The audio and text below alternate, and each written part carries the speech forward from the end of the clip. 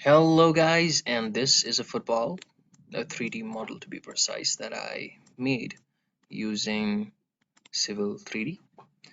And yeah, Civil 3D. Well, it might not look exactly like a real football. Real football does not have all these sharp edges, but this is a model of a real football made with hexagons and pentagons.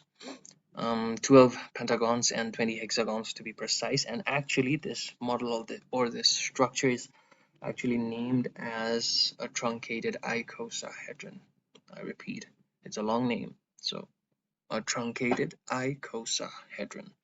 Yeah, so if you want to learn how to model these kind of stuff, these kind of 3D objects, then do leave a comment down in the comment section, and don't forget to hit the like and subscribe button.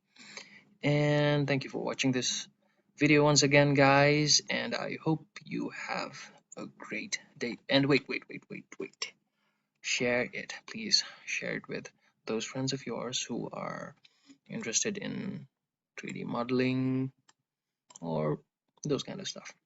Anyways, have a great day. And once again, this is a 3D football. Boom.